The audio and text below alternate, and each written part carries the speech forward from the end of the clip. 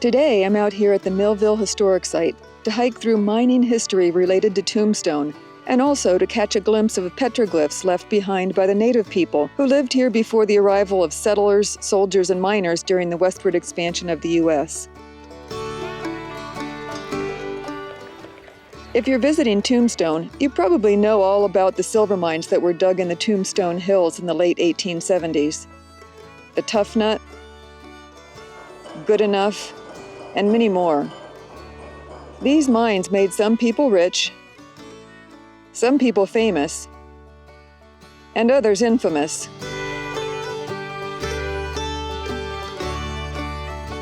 What fewer people know is that Tombstone was in a tough spot. Water was needed to process the ore coming out of the mines, and Tombstone had none.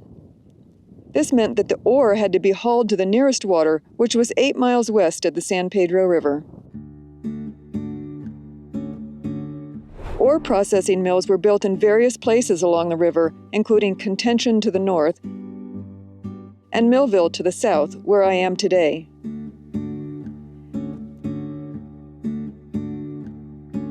In about 1880, the Corbin and Gerd mills at Millville started operating, and they processed ore day and night. Then, in 1886, Tombstone mines flooded and soon stopped producing ore. The mills were no longer necessary, and the towns around them quickly became ghost towns. The remains of these mills still exist and are now within the San Pedro Riparian National Conservation Area. The Gerd and Corbin mills at Millville are easy to get to, 9 miles southwest of Tombstone along Charleston Road. Visiting is free.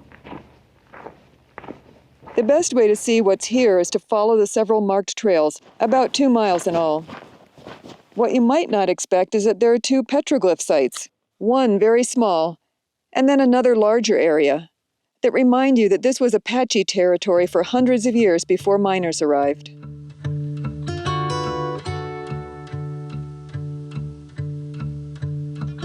I've hiked through these Millville trails a few times, but on this hike, I was on a quest to head up the 4 hills that loom over the mills.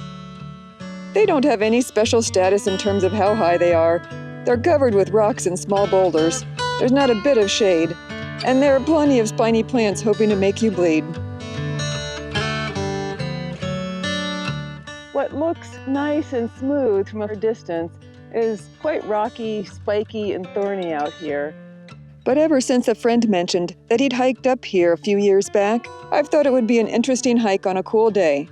And here I am with the rocks and spiny plants.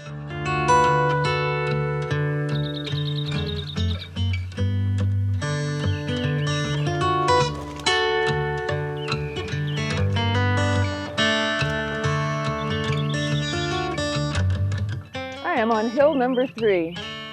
By the time I got to hill number 3, I was pretty much over having to stare at my feet with every step so as to avoid breaking an ankle. So I decided to skip hill number 4.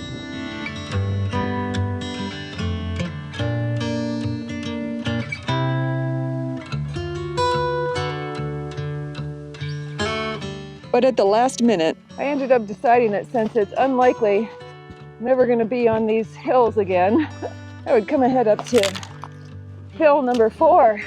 It's quite the rocky struggle.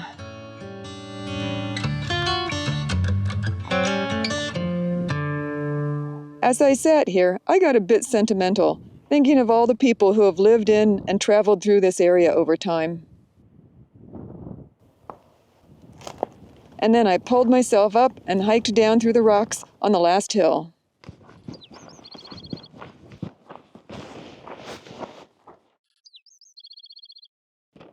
So there you have it, a bit of history along with a hike that I don't recommend due to the rocky, steep hillsides and lack of shade.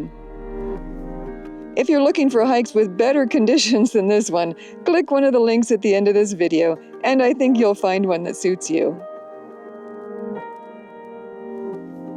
And I'll see you on the next hike.